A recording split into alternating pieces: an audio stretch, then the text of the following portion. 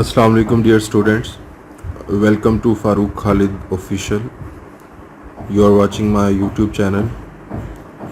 आज हम बात करेंगे अक्टूबर नवंबर 2022 पेपर 2 की।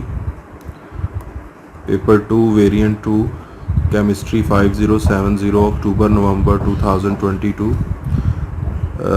This is in accordance with the previous pattern. अब जो न्यू पैटर्न है that has 80 mark paper in it and there is no choice, लेकिन ये जो है इसमें 75 मार्क्स का ये पेपर है that will be having 2 sections. और इसमें ये था कि सेक्शन बी जो है इसमें 4 क्वेश्चंस होते हैं जिनमें से 3 अटैम्प्ट करने होते हैं and you have to attempt all questions in section A. So we are discussing this for the sake of practice because topics are same with the minimal difference, you can say. So question number 1 here, the diagram shows part of the periodic table. So this question is about the topic periodic table. So you should know the charges on the element, they are with respect to their valence shell electron and group number. Group 1 elements, they all have +1 charge, group 2 elements +2. Then transition elements have variable oxidation states, and group 3 elements are having +3 charge, group 4 +4, and group 5 they are having 5 electrons in the valence shell, so they can accept 3 electron, therefore they will have -3 charge. And group 6 element can accept 2 electrons, so they will have -2 charge. Same is for group 7. They have 7 electrons in the valence shell, so they will accept 1 and have -1 charge. And noble gases or inert gases, their outermost shells are already filled, so they do not need to donate or accept electron from any other element, so therefore they have 0 charge.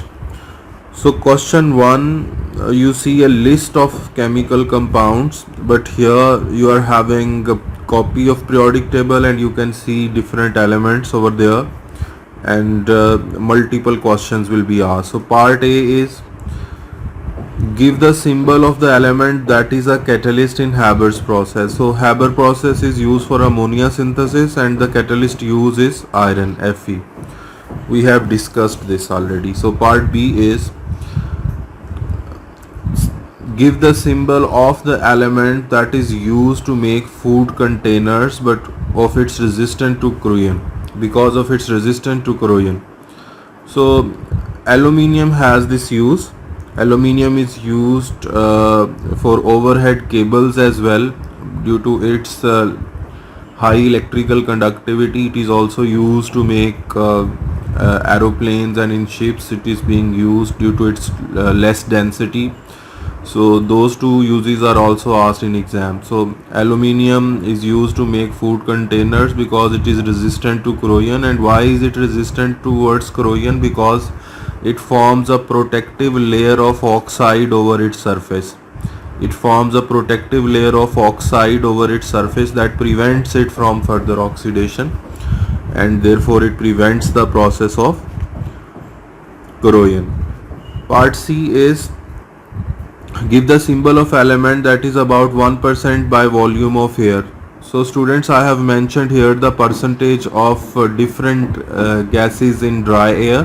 You have to learn the following 4, so anyone can be asked in the paper. So nitrogen is 78% of the dry air, 21% oxygen, argon 0.9%, this is the exact concentration, and it is closest to 1%. So the correct option here will be argon, and all these options are from this table. You can see aluminium, and you are having argon here, and then iron acts as a catalyst. So now part D is, this is from the chapter metals, hematite Fe2O3, this is ore of iron. So we extract iron from hematite in a blast furnace. So again the answer is iron, Fe. Part E is, give the symbol of ion which forms an ion with charge of -2. So here is the calculation. So students, see Group 6 elements, they are having charge of -2 because they can accept 2 electrons. So here we are having one option, that is oxygen, so O will be the element. Now moving on to the question number 2. This is a question from the two chapters. You see the question is from atoms, elements and compounds, where you have to draw dot cross structure of chlorine molecule, and there are some questions from periodic table chapter as well. Question number 2 is, this is about the halogen and halogen compounds. Those are group 7 elements in periodic table: fluorine, chlorine, bromine, iodine. So draw dot cross diagram to show the arrangement of electron in chlorine molecule. Show only the outer shell electron. So whenever the covalent bond is drawn, dot cross structure is drawn, the examiner always asks you to draw the valence shell electron. So here is the configuration of chlorine. The proton number of chlorine is 17. So when you will write its electronic configuration using the concept of magic numbers we discussed in detail, 287 will be the configuration of chlorine. Same will be the configuration of another chlorine atom with 17 proton number. First shell will have 2 electrons, second 8, third 7. So as you can see, you have to draw only the valence shell electron, therefore you will not draw the inner shells. So the third magic number is 8. Chlorine is having 7 electrons, so there is a deficiency of 1 electron.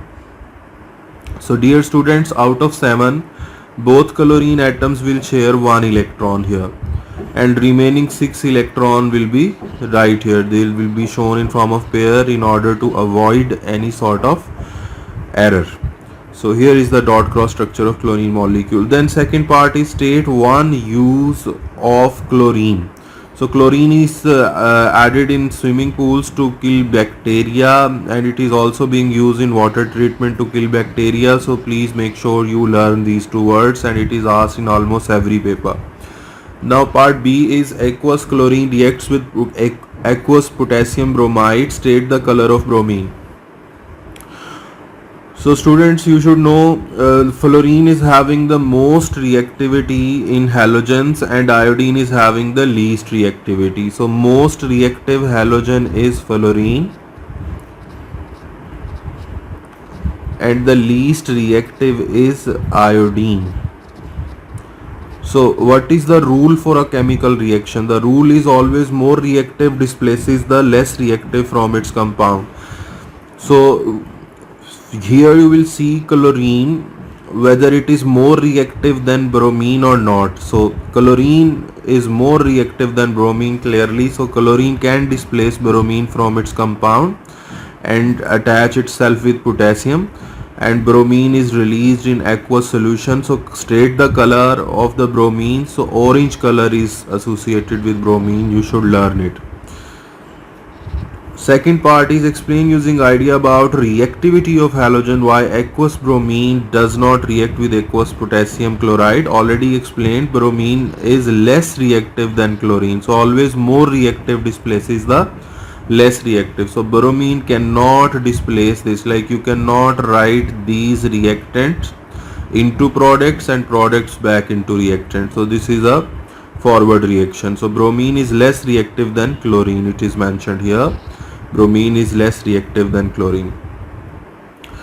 Now students, this is a very common question. Describe the arrangement and separation of particles in liquid. So for solid, the arrangement is regularly arranged and separation is closely packed or tightly packed.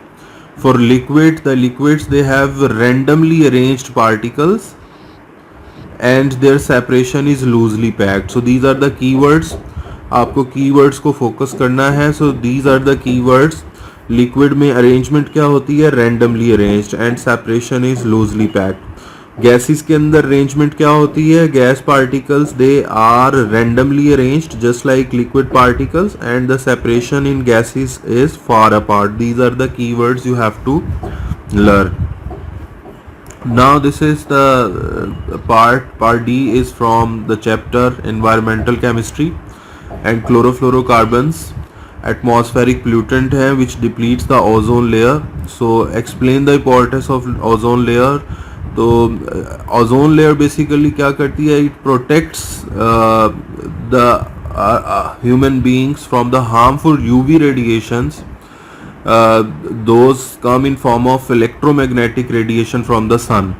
तो sun से अर्थ पे जो raise आती हैं वो electromagnetic spectrum जो है वो हम जानते हैं, उसमें डिफरेंट रीजन्स होते हैं, यूवी रेज जिसमें gamma rays, X rays, UV, visible, IR. तो जो हार्मफुल यूवी रेज हैं उन्हें ओजोन जो है वो प्रोटेक्ट करता है अर्थ पे पहुंचने से, उन्हें ब्लॉक कर देता है हार्मफुल यूवी रेडिएशंस को। तो जब ओजोन डिप्लीशन हो जाती है तो उसमें क्या होता है कि वो हार्मफुल यूवी रेडिएशन अर्थ पे पहुंचती हैं और आके वो क्या करती हैं, प्रॉब्लम काज करती हैं, स्किन को डैमेज करती हैं और स्किन कैंसर काज करती हैं। तो इम्पॉर्टेंस क्या है ओजोन की, it reduces the amount of harmful UV radiation reaching earth. So this is the keyword, you should learn it. Problem क्या है ओजोन डिप्लीशन से एसोसिएटेड, इसमें से अगर यूवी हार्मफुल रेडिएशन अर्थ को रीच करेंगी तो जिस पर्सन की बॉडी के साथ कांटेक्ट में आएंगी it causes cancer, so it is carcinogenic. So question 3 is from the topic hydrocarbons.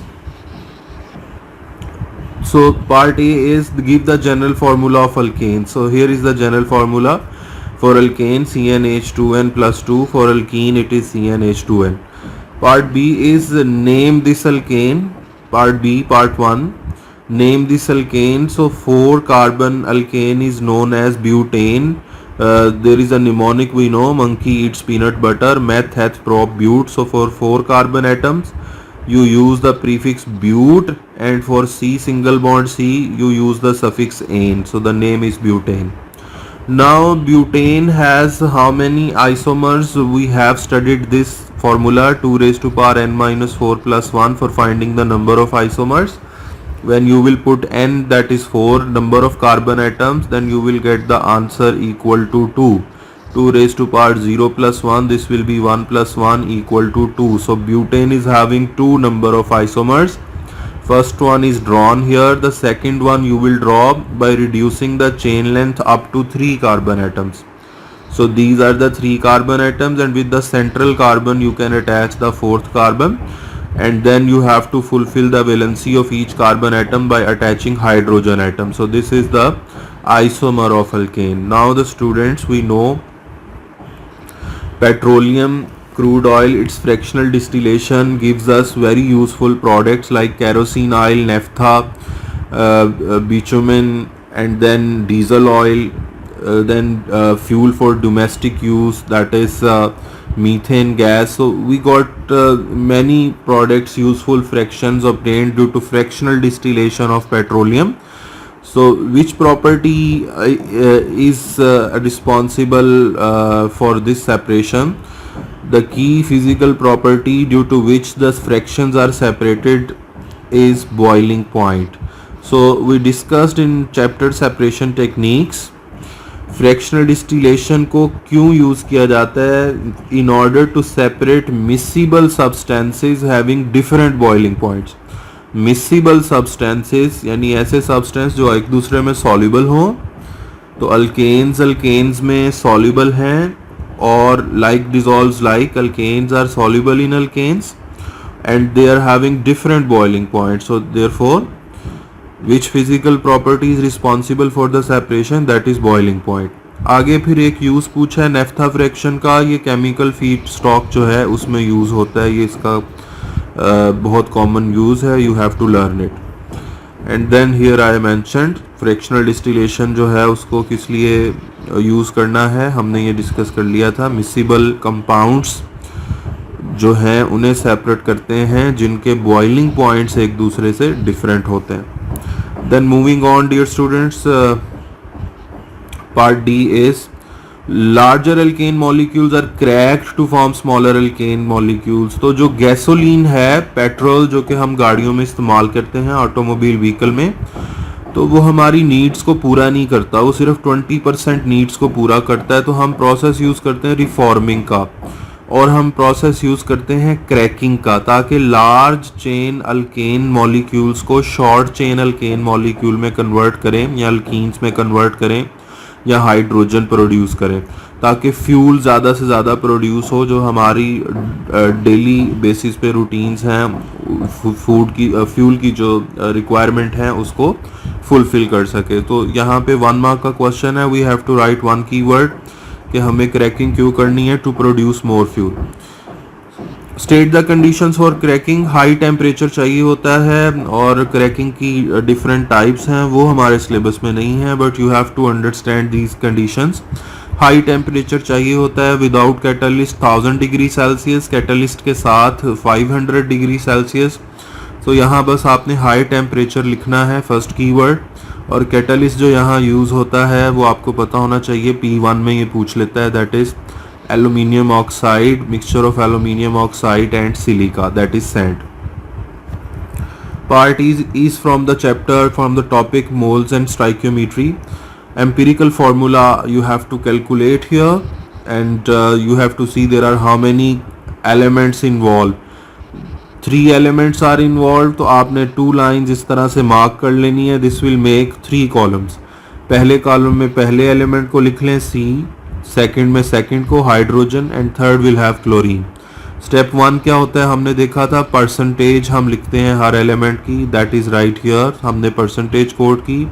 Step 2 में हम क्या करते हैं, हम फाइंड करते हैं नंबर ऑफ ग्राम एटम्स, उसके लिए परसेंटेज को डिवाइड करते हैं AR ऑफ द कंपाउंड के साथ। कार्बन का AR जो है वो है 12, तो ये AR है एलिमेंट का। हाइड्रोजन का 1.008 है, आप इसे 1 भी ले सकते हैं, और क्लोरीन का AR है 35.5। तो सब की परसेंटेज को उनके AR से डिवाइड किया तो हमारे पास क्या आंसर आया, कार्बन के लिए 3.15 ग्राम एटम्स, हाइड्रोजन 6.30 और जो क्लोरीन है 1.57। अब इन तीनों में सबसे स्मॉलेस्ट आंसर कौन सा है dear students, 1.57। So you will divide all answers in step 2 with 1.57.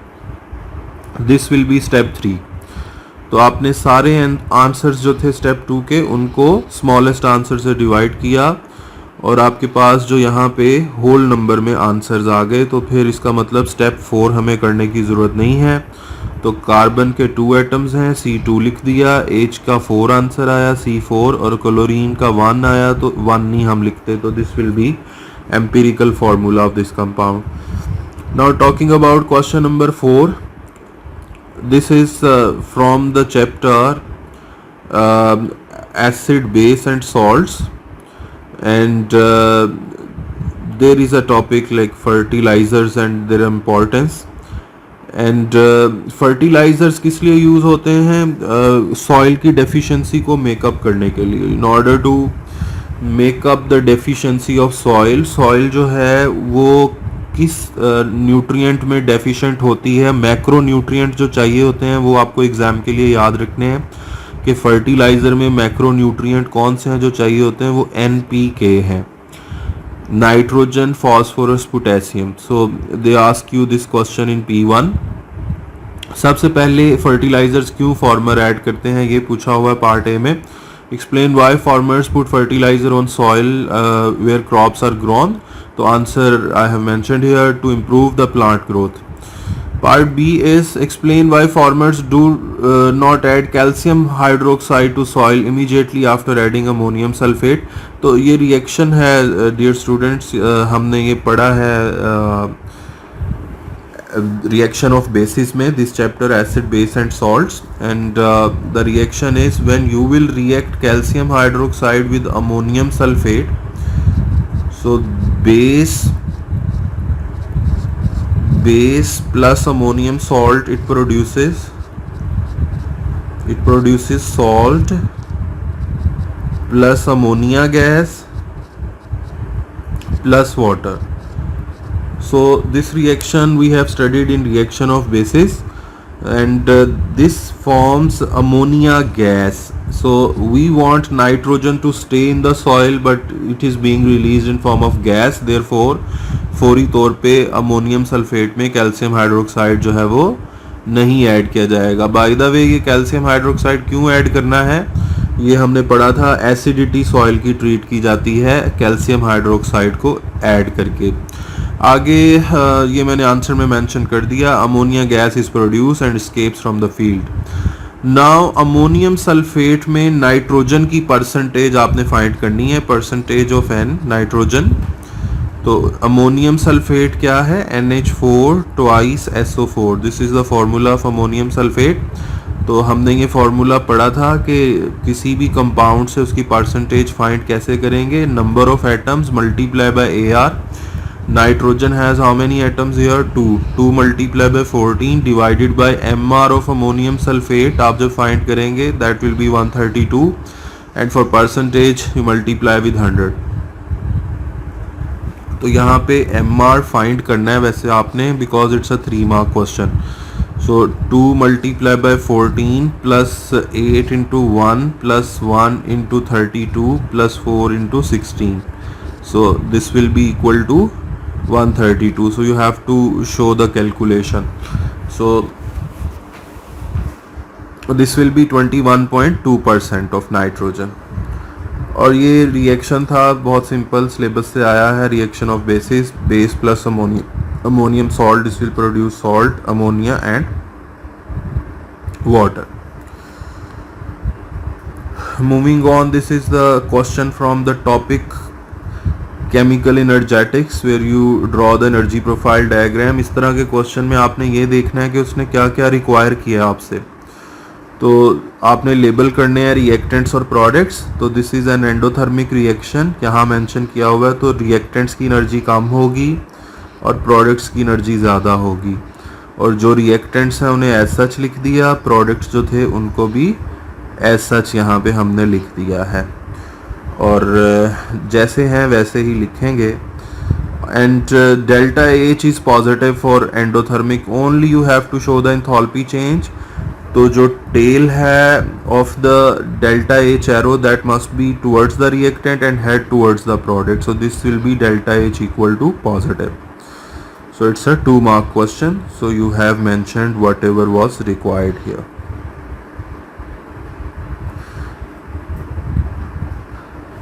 Question 5 is about the topic metals. Zinc reacts with copper solution to form zinc ion and copper solid. So this is neutral or inert, so the oxidation number of all elements in their free state is 0. We have studied this. तो we had studied 6 rules for oxidation. उनमें ये होता है कि combination of oxygen, removal of hydrogen, loss of electron, combination of electronegative element, removal of electropositive element, and 6th one is increase in oxidation number is called oxidation. तो हमने बहुत detail में इसे देखा है। तो वो 6 के 6 जो पॉइंट हैं ये यूज़ होते हैं ओ लेवल एग्ज़ाम में। You have to answer based on what is asked. Like in this question they are asking you about the transfer of electron. Based on the electron transfer you have to explain why this reaction involves both oxidation and reduction, means this is a redox reaction. Oxidation क्यों हो रही है, क्योंकि zinc 0 से +2 हो गया, reduction इसलिए हो रही है कॉपर +2 से 0 हो गया। तो यही यहाँ आंसर में मैंने मेंशन कर दिया है। पार्ट बी है, aqueous ammonia is added to aqueous zinc ion. This is from the qualitative analysis 6 tables. This is question from there.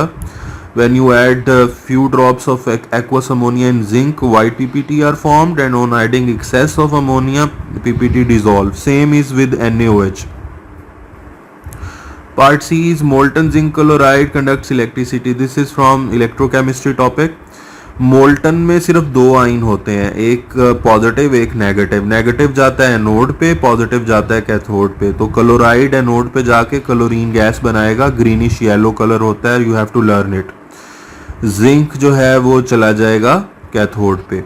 Now part 2 is explain in terms of structure and bonding why zinc chloride has high melting point. Ionic compounds का high melting point क्यों होता है, क्योंकि उनमें strong electrostatic forces of attraction होती हैं, और उनमें आयोनिक लेटस होता है जो कि 3 डायमेंशनल अरेंजमेंट होती है जो रिपीट करती है खुद को। Part D is aluminium is extracted from its ore by electrolysis. State why aluminium is extracted by electrolysis. तो हमने रिएक्टिविटी सीरीज पढ़ी है potassium, sodium, calcium, magnesium, aluminium and carbon. तो कार्बन से ज़्यादा रिएक्टिव जो एलिमेंट हैं ये सारे इलेक्ट्रोलिसिस से एक्सट्रैक्ट होते हैं। P1 में आपने ये याद रखना है। और कार्बन से जो कम रिएक्टिव हैं वो रिडक्शन विद कार्बन से एक्सट्रैक्ट होते हैं। State one property of aluminium which makes it suitable for construction of aircraft. ये मैंने आपको शुरू में भी बताया था, पार्ट 1 जो पहला क्वेश्चन था इस पेपर का उसमें पूछा था फूड कंटेनर एल्यूमिनियम के क्यों बनाए जाते हैं, because aluminium is resistant to corrosion. तो अब पूछा है कंस्ट्रक्शन ऑफ एयरक्राफ्ट में क्यों यूज करते हैं, लो डेंसिटी। और इसको ओवरहेड केबल्स में क्यों यूज करते हैं, हाई कंडक्टिविटी की वजह से। रिसाइकलिंग मेटल्स जो हैं उसका एडवांटेज बताएं तो ये कंजर्व करती हैं मेटल ओर्स को। रिसाइकलिंग का जो प्रोसेस है हम, क्योंकि अगर सारी मेटल्स यूज करते चले जाएंगे तो जो मेटल के रिसोर्सेज हैं वो डिप्लीट कर जाएंगे। नाउ स्टूडेंट सेक्शन बी, अब जो आपको 2024 में पेपर आएगा मई जून में, उसमें आपको सेक्शन बी सेक्शन ए नहीं नज़र आएंगे क्योंकि ये अब 80 मार्क का पेपर है। ये प्रीवियस पेपर है जो कि हम 2022 का देख रहे हैं और इसमें इसीलिए सेक्शन बी भी है। इसमें 4 में से 3 क्वेश्चंस करने होते थे, यहाँ क्लियरली बताया हुआ था और हर क्वेश्चन 10 मार्क का है। क्वेश्चन 6 की अगर बात करें तो यहाँ उसने पूछा है कि ड्राई एयर के अंदर नाइट्रोजन की कितनी परसेंटेज है। ये मैं ऑलरेडी एक्सप्लेन कर चुका हूँ, 78%। आगे this is from the chapter chemical reactions, position of equilibrium. This is a very important concept. यहाँ पे आपने ये देखना है कि predict what happens to the position of equilibrium when the pressure is increased. तो जब प्रेशर इंक्रीज होता है तो प्रेशर का इफेक्ट सिर्फ गैस के ऊपर होता है, ना ये सॉलिड पे होता है ना लिक्विड पे। तो प्रेशर का इफेक्ट चेक कैसे करते हैं ये हमने डिटेल में देखा था। हम जो है वो इक्वेशन के दोनों तरफ गैस के टोटल मोल्स काउंट करते हैं, यानी यहाँ पे गैस के टोटल मोल्स कितने हैं, 2। रिएक्टेंट्स में 2 हैं और प्रोडक्ट में भी कितने हैं, 2 हैं। तो जब आप प्रेशर कम करते हो, डाउनवर्ड एरो का मतलब है प्रेशर कम किया, तो फिर पोजीशन ऑफ इक्विलिब्रियम वो किस तरफ जाता है, वो ज़्यादा मोल्स की तरफ जाता है। और इसी तरह अगर आप ज़्यादा प्रेशर करोगे तो इक्विलिब्रियम कम मोल्स की तरफ जाएगा। यहाँ प्रेशर का कोई इफेक्ट नहीं होगा क्योंकि दोनों साइड जो हैं उसमें गैस के इक्वल नंबर ऑफ मोल्स हैं। तो प्रिडिक्शन क्या लिखी मैंने इफेक्ट में, नो इफेक्ट, ये कीवर्ड है। एक्सप्लेनेशन क्या है, both sides have equal number of moles of gases. आगे देखिए क्या है हमारे पास, रेट ऑफ रिएक्शन कैसे इंक्रीज करता है, कौन से फैक्टर हैं रेट ऑफ रिएक्शन को इफेक्ट करते हैं, कंसंट्रेशन, टेम्परेचर, प्रेशर और हमारे पास कैटालिस्ट, ये सारे रेट ऑफ रिएक्शन को इंक्रीज करते हैं। और अगर पार्टिकल साइज स्मॉल हो तो रेट ऑफ रिएक्शन इंक्रीज करता है। 5th फैक्टर ये है। हमारे पास यहाँ 2 कॉलम है, एक में टेम्परेचर एक में कंसंट्रेशन ऑफ NO है, दैट इज प्रोडक्ट हियर। तो हमारे पास क्या हो रहा है यहाँ पे, जैसे जैसे टेम्परेचर इंक्रीज हो रहा है NO की कंसंट्रेशन भी इंक्रीज होती चली जा रही है, यानी इसका मतलब है ये एक एंडोथर्मिक रिएक्शन है क्योंकि हीट यहाँ रिएक्टेंट में है। आप जब टेम्परेचर बढ़ाएंगे तो किस साइड पे बढ़ेगा, रिएक्टेंट वाली साइड पे टेम्परेचर बढ़ेगा, जिसकी वजह से इक्विलिब्रियम प्रोडक्ट्स की तरफ शिफ्ट होगा ताकि हीट को बैलेंस कर सके। और जिस तरफ इक्विलिब्रियम शिफ्ट होता है वो वाली साइड ज़्यादा बनने लग जाती है, तो यहाँ NO जो है वो ज़्यादा फॉर्म होगा। तो इसका मतलब क्या है, रिएक्शन एंडोथर्मिक है और higher concentration of NO higher temperature पे हमें मिल रही है। आगे स्टूडेंट्स यहाँ उसने पहले ही बता दिया है, नाइट्रोजन ऑक्साइड और हाइड्रोजन रिएक्ट करके अमोनिया और वाटर बनाते हैं। सिर्फ आपने इक्वेशन लिख के बैलेंस करनी है और वो यहाँ हमने कर दी है। तो इस तरह के क्वेश्चन में मैं कहता हूँ जहाँ कार्बन नहीं होता तो आप प्रेफरेंस जो है वो नॉन मेटल के बाद हाइड्रोजन को दें तो ज़्यादा इजीली इक्वेशन को बैलेंस किया जा सकता है। तो हमारे पास यहाँ पे जो है ये बैलेंस्ड इक्वेशन जो है वो मेंशन्ड है। आगे देखें पार्ट डी में, nitrogen oxides are pollutants in the atmosphere. State 1 source of nitrogen oxide in atmosphere, automobile vehicles. Nitrogen oxide contribute to acid rain, state one effect of acid rain on building. Corrosion और erosion काज करती है acid rain building में, ये detail में हमने discuss किया है। और एसिड्स के अंदर कौन सा आयन प्रेजेंट होता है एसिडिटी के रिस्पॉन्सिबल, वो है H positive ion. Question number 7, this question is about carboxylic acids and polymers. Part A है, यहाँ हमारे पास उसने डाइओइक एसिड एक दिखाया हुआ है, यानी 2 कार्बोक्सिलिक एसिड आपको यहाँ पे नजर आ रहे हैं। आपने मॉलिक्यूलर फार्मूला सिर्फ लिखना है, that represents the actual number of atoms present in one molecule. So जब आप कार्बन काउंट करते हो there are total 4 carbon, hydrogen इसमें 6 हैं और ऑक्सीजन 5 है। प्रोपेनोइक एसिड और मेथनॉल रिएक्ट करेंगे, अल्कोहल और कार्बोक्सिलिक एसिड रिएक्ट करें, एस्टर बनता है। नाम बताएं। एस्टर का यहाँ नेम उसने पूछा है।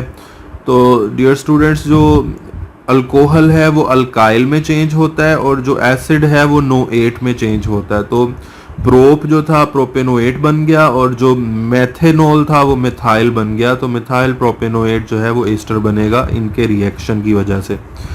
आगे इसका स्ट्रक्चर कैसे लिखना है, जहाँ भी नोएट आ जाए, मैंने कहा था ये एस्टर है, आपके लिए ये कीवर्ड है।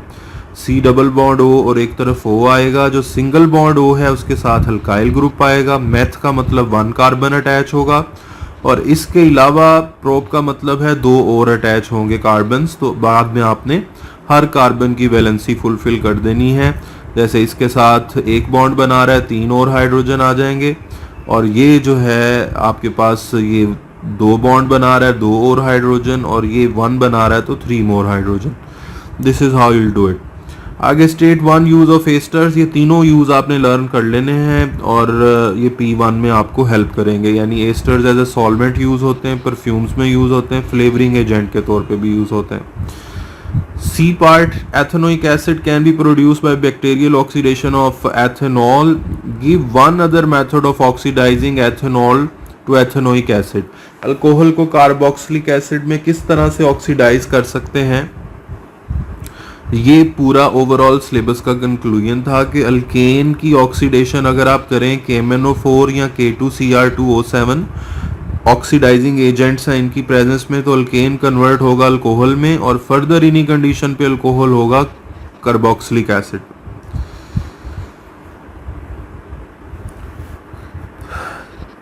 आगे डियर स्टूडेंट्स पार्ट डी है, the simplified structure of dicarboxylic acid monomer and diamine monomer are shown. तो यहाँ कौन सा स्ट्रक्चर बनेगा, ये नाइलॉन का स्ट्रक्चर बनेगा। हमने ये बड़ा डिटेल में स्टडी किया है। हमारे पास ये जो बॉक्स हैं ये कार्बन एटम्स को रिप्रेजेंट करते हैं। तो होगा क्या, यहाँ पे बेसिकली OH जाएगा एसिड से और H जाएगा अमाइन से, और फिर हम यहाँ पे जो बाकी बचेगा उसे लिखेंगे। यानी यहाँ से शुरू करेंगे, यहाँ से शुरू करेंगे, OH रिमूव होगा तो C double bond O, then this box, then C double bond O। अब ये OH और ये H मिलके वाटर रिलीज कर देंगे और C double bond O direct N से अटैच हो जाएगा, NH। यानी यहाँ एक पेप्टाइड लिंकेज आपको नज़र आएगा। फिर उसके बाद NH, और ये NH जो है वो फर्दर किससे अटैच हो जाएगा आगे, फिर से यही कंपाउंड यहाँ होगा तो हमारे पास ये अटैच हो जाएगा C डबल बॉन्ड O के साथ। आगे फिर से ये वाला बॉक्स और फिर आगे C double bond O single bond. तो आप देख लें यहाँ पे 2 रिपीटिंग यूनिट्स जो हैं हमने पेप्टाइड लिंकेज और अमाइड लिंकेज यहाँ पे शो कर दिया है।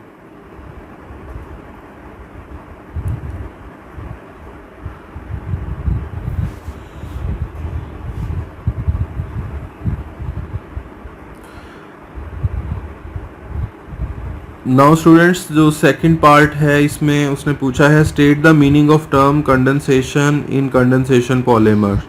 तो कंडेंसेशन पॉलीमराइजेशन में क्या होता है, joining of compounds with the elimination of water molecule.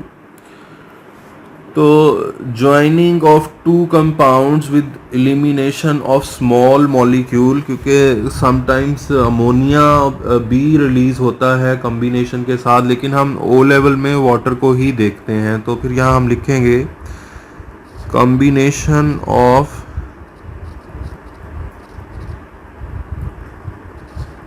Monomers with elimination of small molecule.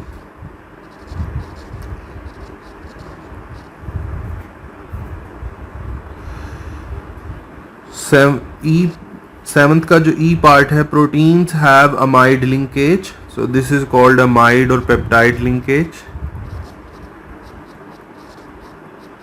This is called amide or peptide linkage. Proteins are hydrolyzed using dilute acid. Name the type of compound produced by this hydrolysis. तो जो hydrolysis है क्या होता है, proteins किससे मिलके बनते हैं डियर स्टूडेंट्स? प्रोटीन्स मिलके बनते हैं अमीनो एसिड से. तो अमीनो एसिड मिलके प्रोटीन्स बनाते हैं, और प्रोटीन्स की हाइड्रोलिसिस यानी वाटर को ब्रेक करना है और वाटर की प्रेजेंस में दूसरे कंपाउंड को ब्रेक करना है, ये हाइड्रोलिसिस है.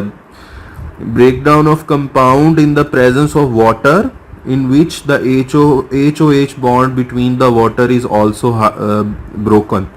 So hydrolysis में lysis होता है, बेसिकली ब्रेकडाउन होता है HOH बॉन्ड का, और प्रोटीन्स का भी ब्रेकडाउन होगा यहाँ पे, और प्रोटीन दोबारा फिर अपने मोनोमर में चला जाएगा यानी अमीनो एसिड्स में. तो जो प्रोटीन की हाइड्रोलिसिस है वो बनाती है अमीनो एसिड, और अमीनो एसिड जो है वो कंडेंसेशन पॉलीमराइजेशन से प्रोटीन्स बनाते हैं.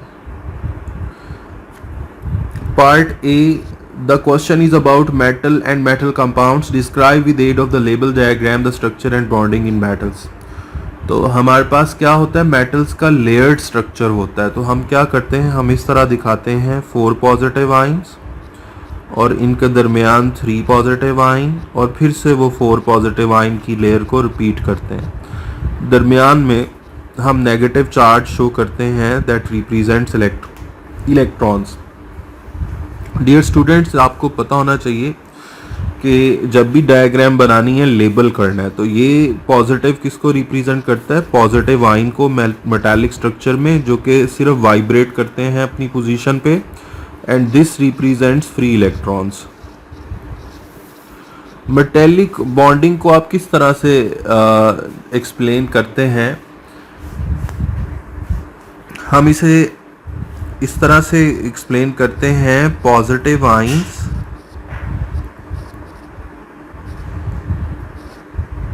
Surrounded by the free electrons.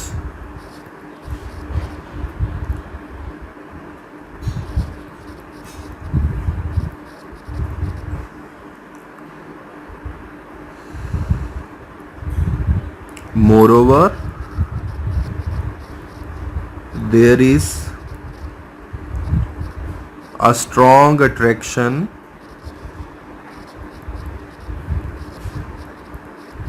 between positive ions and free electrons. Part B is from the chapter metals. ये हम क्वेश्चन काफ़ी दफ़ा देख चुके हैं. आपने रिएक्टिविटी की बेस पे इस टेबल को कंप्लीट करना है, इन ब्लॉक्स को फिल करना है, यानी मोस्ट रिएक्टिव एलिमेंट यहाँ आएगा, लीस्ट रिएक्टिव यहाँ आएगा, और इस तरह से आपने ऑर्डर को फॉलो करना है. तो आप अगर देखें तो यहाँ रुबीडियम जो है कोल्ड वाटर से वेरी फास्ट रिएक्ट कर रहा है, और बाकी जो है इसके कंपैरिजन में वो स्लो या बिल्कुल रिएक्ट नहीं कर रहे. तो सबसे ज़्यादा रिएक्टिव यहाँ पे कौन सा एलिमेंट आ जाएगा, रुबीडियम, ग्रुप 1 का एलिमेंट रुबीडियम. उसके बाद देखें यहाँ पे जो रुबीडियम से लेस रिएक्टिव होगा वो कौन होगा जो कि स्लो रिएक्ट कर रहा है कोल्ड वाटर से, क्योंकि इसके कंपैरिजन में बाकी दो नहीं रिएक्ट कर रहे। तो यहाँ रुबीडियम से कम रिएक्टिव आ जाएगा सीरियम, ट्रांजिशन एलिमेंट है सीरियम। उसके बाद आ जाती है बात कि निकल और जिंक में से कौन आएगा। तो देखें जिंक जो है वो फिर फास्ट रिएक्ट कर रहा है स्टीम से, तो यहाँ पे जिंक आ जाएगा। और फाइनली सबसे कम इस सीरीज में जो रिएक्टिव है that will B transition element निकल। एटम्स एलिमेंट कंपाउंड्स में से क्वेश्चन है, आपने नंबर ऑफ इलेक्ट्रॉन्स बताने हैं। +3 का मतलब है इसने 3 इलेक्ट्रॉन्स जो हैं वो डोनेट कर दिए हैं। तो 58 में से 3 चले जाएंगे तो बाकी हमारे पास 55 इलेक्ट्रॉन्स रह जाएंगे। प्रोटॉन नंबर जो है वो इलेक्ट्रॉन नंबर के इक्वल होता है न्यूट्रल एटम में। लेकिन +3 का मतलब it has donated 3 electrons, so therefore it will have 55 electrons.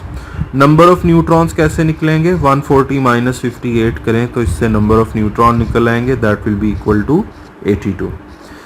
Part D is construct the ionic equation including state symbol zinc react with aqueous silver nitrate to produce zinc nitrate and silver। Product और reactant आपको बता दिए हैं, आपने इसकी आयनिक equation लिखनी है। आयनिक equation में स्पेक्टेटर आइंस कैंसिल हो जाते हैं, यानी जिंक जो है सॉलिड ये रिएक्ट करेगा सिल्वर नाइट्रेट से AgNO3। तो जो सॉल्युबल सॉल्ट होते हैं उनका स्टेट सिंबल होता है एक्वस। तो उसके बाद यहाँ से बनेगा जिंक नाइट्रेट ZnNO3 ट्वाइस, और साथ यहाँ पे बनेगा सिल्वर Ag। तो आप इसे बैलेंस करेंगे, तो बैलेंस करने के लिए नाइट्रेट को अगर बैलेंस करें एज अ होल तो यहाँ 2 पुट करेंगे, सिल्वर को बैलेंस करने के लिए यहाँ 2 पुट करेंगे।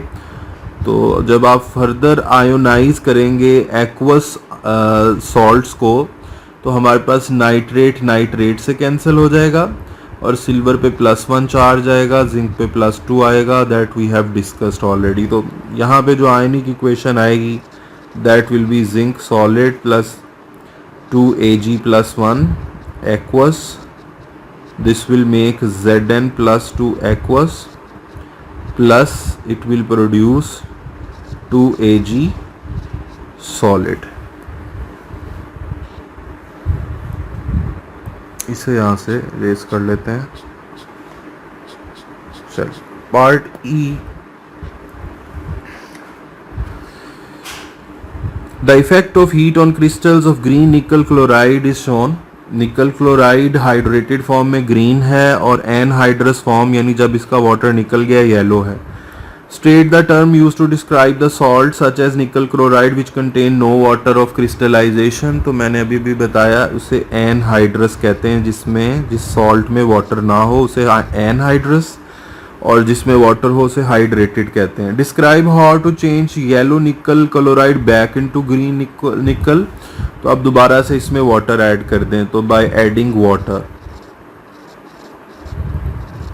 वाटर आइडेंटिफिकेशन का टेस्ट आ रहा है लास्ट 3 ईयर से, तो you have to learn it. हमने ये डिस्कस किया है, कॉपर सल्फेट और कोबाल्ट क्लोराइड वाटर आइडेंटिफिकेशन के टेस्ट जो हैं वो यूज़ होते हैं। Question number 9, magnesium carbonate reacts with HCl to produce salt carbon dioxide water, reaction of acid with carbonate, ये हमने पढ़ा हुआ है। कैलकुलेट करना है कंसंट्रेशन इन मोल पर dm³ ऑफ HCl। गिवन क्या है, वॉल्यूम HCl का गिवन है और कार्बन डाइऑक्साइड का वॉल्यूम गिवन है। तो हमें कंसंट्रेशन जो है वो मोल पर dm³ में चाहिए। कंसंट्रेशन होता है मोल ओवर वॉल्यूम, वॉल्यूम तो है हमारे पास HCl का, मोल्स नहीं है।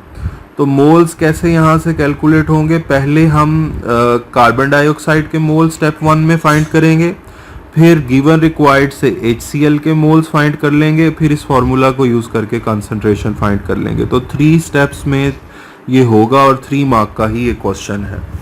तो P2 में जो ज़्यादातर क्वेश्चन है वो 3 मार्क के आते हैं, मोल्स एंड स्टाइकोमेट्री में 3 स्टेप्स में होते हैं। तो सबसे पहले आप कार्बन डाइऑक्साइड के मोल्स यहाँ पे फाइंड कर लें।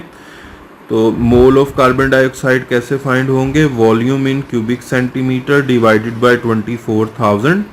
तो यहाँ से जो आंसर आएगा that will B 5 cross 10⁻³ mole of CO2। अब हम रेशो मेथड यूज़ करेंगे। गिवन में आएगा CO2 जिसके स्टेप 1 में मोल्स फाइंड किए, रिक्वायर्ड में आ जाएगा HCl। फर्स्ट 2 डिजिट आप इक्वेशन को देख के लिखेंगे मोल्स। CO2 के 1 मोल्स हैं, HCl के 2 हैं, 1:2। यहाँ लेट करेंगे x और यहाँ CO2 का स्टेप 1 से आंसर लिखेंगे। क्रॉस मल्टीप्लाई करेंगे यहाँ से, तो जो 2 मल्टीप्लाई बाय 5 क्रॉस 10⁻³ इससे जो x का आंसर आएगा हमारे पास that will be equal to 1 cross 10⁻² mole of HCl. So dear students, now we are having mole of HCl as well as volume that was given. तो यहाँ से concentration किस तरह से निकलेगी, मोल ओवर वॉल्यूम। तो यहाँ वैल्यूज पुट करते हैं, तो हमारे पास ये आ जाएगा 1 क्रॉस 10⁻² मोल। और वॉल्यूम क्या है, इसको डीएम क्यूब में कन्वर्ट करना है, तो 25/1000, क्योंकि सीएम क्यूब है कंसंट्रेशन के यूनिट में डीएम क्यूब है, so you have to divide with 1000। So concentration answer, final answer will be 0.4 mole per dm cube. Second part है the reaction is repeated at high temperature, all condition are same, describe how the rate of reaction changes. As already explained with respect to Coulomb theory, as the temperature increases, particles gain heat energy, their kinetic energy increases, hence more number of coulombs per unit volume and Coulomb frequency increases. So अगर आप लिखेंगे rate of reaction increases, तो इसका कोई number नहीं मिलेगा। आपको साथ इसकी सपोर्टेड स्टेटमेंट भी लिखनी है, रीजन भी लिखना है, because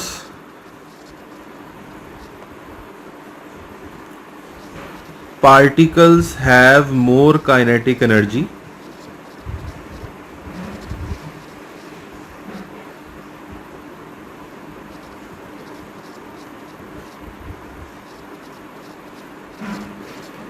and Coulomb frequency increases.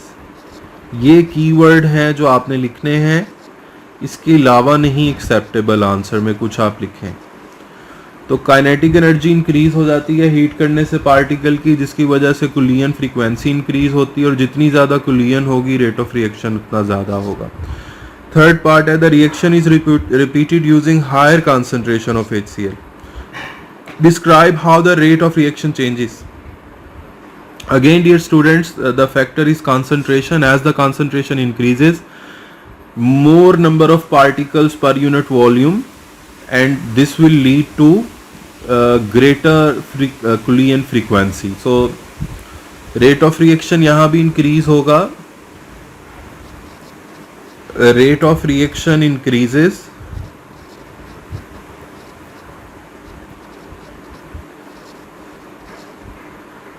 because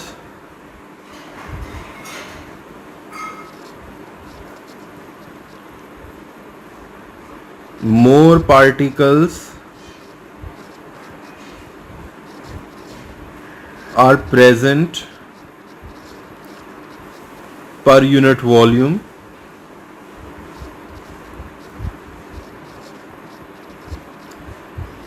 and Coulomb frequency increases.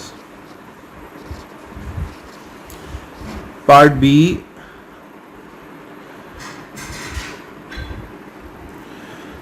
duralumin is an alloy of aluminium, magnesium, copper and manganese. State the term of meaning of the term alloy. So, alloy क्या है, mixture of metal with another element.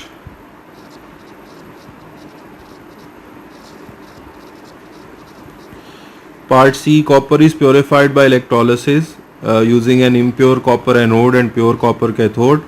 Construct the ionic equation taking place at the cathode. तो cathode पे क्या होता है, Cu plus 2 aqueous 2 electron accept करके Cu solid बन जाता है, जो कि डेपोजिट हो जाता है जाके कैथोड पे प्योर कॉपर के साथ. A metal object can be electroplated with another metal state. One use of electroplating. Electroplating क्यों करते हैं? To prevent corrosion.